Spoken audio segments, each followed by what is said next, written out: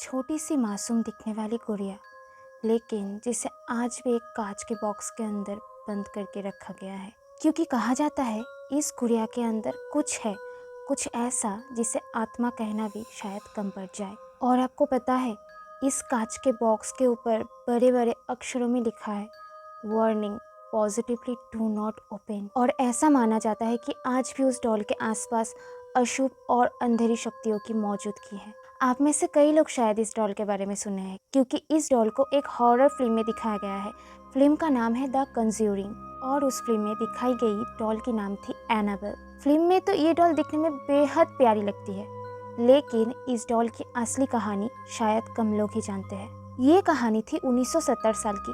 America के California में डोना नाम की एक लड़की रहती थी। डोना नर्सिंग की स्टूडेंट थी, इसलिए वो उसके एक फ्रेंड एंजी के साथ एक अपार्टमेंट में रहती थी। उसकी ज़िंदगी बहुत ही सिंपल थी, एक छोटा सा अपार्टमेंट, रोज की ड्यूटी और घर आके उनकी रूममेट एंजी के साथ वक्त बिताना। एक दिन डोना की बर्थडे पर उसकी माँ ने उसे एक डॉल गिफ्ट किया, एक एंटिक डॉल जिसे रैगेडी एन भी कहा जाता है। डॉल दिखने में बहुत ही प्यारी थी, बड़े बड़े आंखें, लाल धागे जैसे बाल और चेहरे पर एक मासूम सी मुस्कान।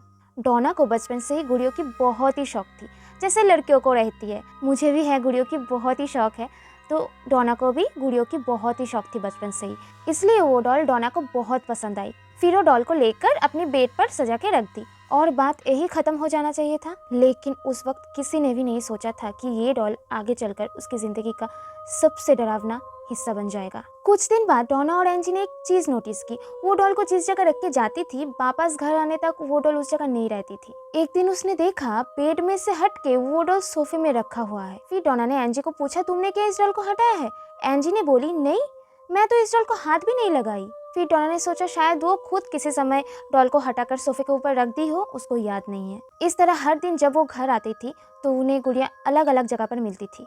कमरे के एक कोने से दूसरे कोने में चली जाती थी, कभी शोकेस में से हटके अलमारी के ऊपर बैठी रहती थी। मतलब वो डॉल अपने आप खुद हर जगह मूव करती थी। डोना और एंजी ने इस चीज को नजरअंदाज कर देती थी, क्योंकि उसे लगती थी कि वो दोनों एक दूसरे को डराने के लिए ये मजाक कर रही है। लेकिन एक दिन कुछ ऐसा हुआ जिसके बाद सब कुछ बदल गए। वो दोनों अपने मेडिकल कॉलेज से वापस आकर देखा, उसके बेड के ऊपर बहुत सारे कागज रखा हुआ है। बहुत सारे मतलब बहुत सारे कागज रखा हुआ है। एंड उस कागज के ऊपर खुद से लिखा हुआ है, हेल्प आस। मतलब उन दोनों लड़कियों से कोई मदद मांग रही है कि हमें मदद करो, और ये खुद से लिखा हुआ था। डोना जानती थी कि इतने सारे कागज ना उनका है और ना एंजी का, तो इतने सारे कागज आए कहाँ से? फिर से कुछ दिन बाद और एक नोट मिली जिसके ऊपर लिखा था, हेल्प लव। लव उन दोनों के दोस्त थे जो कभी कभी उनके घर आते थे। लेकिन इसके बाद एक ऐसा इंसिडेंट हुआ जिसे देख के वो दोनों लड़कियां बहुत ही डर गए। ऐसे ही एक दिन वो दोनों लड़कियां कॉलेज से वापस आकर देखा कि वो डॉल अकेली खुद खड़ी हुई है। सिर्फ खड़ी नहीं है, वो डॉल रो भी रही थी, लेकिन उसके आंखों से पानी नहीं निकल रहा था।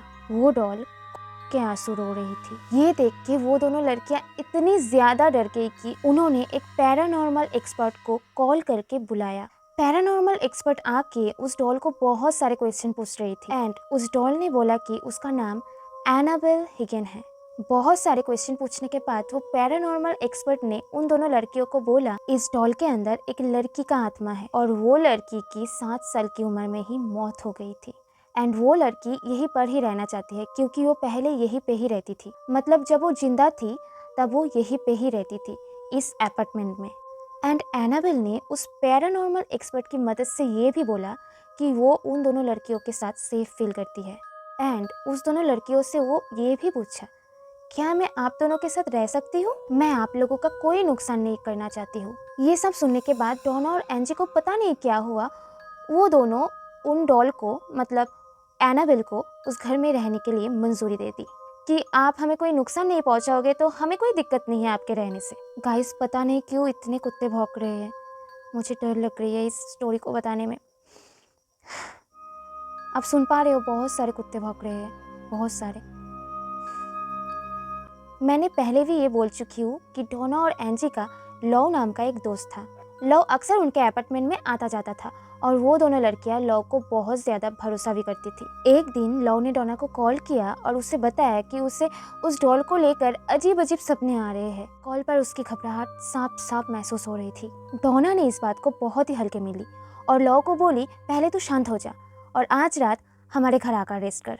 लव जल्दी से उनके घर आए और उनकी नज़र उस डॉल पर पड़ी, उस एनाबेल डॉल पर पड़ी। तब उसको पता नहीं क्यों उसके मन में अजीब अजीब बेचैनी हो रही थी। उसने क्लियरली डोना और एंजी से कहा कि इस गुड़िया के साथ कुछ सही नहीं है। इस डॉल को घर में रखना खतरे से खाली नहीं है। बेहतर होगा कि इस डॉल को कहीं दूर फेंक दिया जाए। लेकिन डोना और एंजी ने लव के बात को उतना सीरियस नहीं लिया। उन्हें लगा कि लव बहुत डर गई है, इसलिए ये सब बात बोल रही है। लेकिन उस वक्त उन दोनों लड़कियों की बिल्कुल भी अंदाजा नहीं था कि लव के बात को नजरअंदाज कर देना उनकी जिंदगी का कितनी बड़ी भूल साबित होने वाली है। उस रात लव को गेस्ट रूम में सुलाया गया, लेकिन आधी रात के आसपास लव की नींद अचानक से खुल गई। लेकिन उसका शरीर हिल नहीं पा रहा था, मानो कि पैरालिसिस टाइप का हो गया था उसका शरीर। लेकिन वो पूरी तरह होश में था और वो महसूस कर रहा था जैसे किसी ने उसे जोर से जकड़ लिया हो। उसे लगा शायद कमरे में कोई मौजूद है। वो डरते डरते अपनी नज़र नीचे की तरफ रखा और उसने देखा वहाँ पर एनाबेल डॉल खड़ी थी। पहले उसे लगा कि वो शायद सपने देख रहा है, लेकिन वो डॉल धीरे धीरे उनके करीब आने लगी। लव कुछ बोल भी नहीं पा रहा था और हिल भी नहीं पा रहा था। अगले ही पल उसे महसूस हुआ कि वो डॉल उसके सीने पर आकर बैठ गई है और उसे लगा कि वो डॉल उसकी गर्दन दबा रहा हो। उसकी सांस रुकने लगी और फिर उसके चारों तरफ अंधेरा हो गई। अगले ही सुबह जब उसकी आंख खुली तो सब कुछ नॉर्मल लग रहा था, मानो कि कुछ हुआ ही नहीं। ना कमरे में कोई डॉल थी और ना कोई निशान थी। उसने खुद को समझाया कि शायद ये सिर्फ एक डरावना सपना था और कुछ नहीं। कुछ दिन बाद तीनों एक साथ बैठकर लिविंग रूम में टीवी देख रहे थे। तभी उनके नजर पास के एक कमरे की तरफ गई। उस कमरे का दरवाजा खुला हुआ था और फर्श पर एनाबेल डॉल पड़ी थी, जैसे मानो किसी ने उसे जोर से फेंक दिया हो। ठीक उसी समय लव के चेस्ट में बहुत ज्यादा दर्द होने लगी, जैसे कि उसके अंदर कोई बार बार नाखून से खरोच रहा हो। दर्द बहुत ज़्यादा बढ़ता गया और वो घबरा कर अपनी शर्ट उतर के देखा कि उसके चेस्ट पर बड़े बड़े खरोच के निशान थे, बिल्कुल नाखून से किए गए बार की तरह, और उन निशानों से खून निकल रही थी। ये देखकर डोना और एंजी दोनों ही बहुत ही ज़्यादा डर गए। उन्हें अब समझ में आ गया था कि ये मामला अब उनकी बस की बात नहीं है। उसी समय लव ने उन दोनों लड़कियों को एक प्रीस्ट को बुलाने के लिए बोला। उन दोनों जल्दी से एक चार्ज से एक प्रीस्ट को बुलाया। उसका नाम था फादर हिगेन।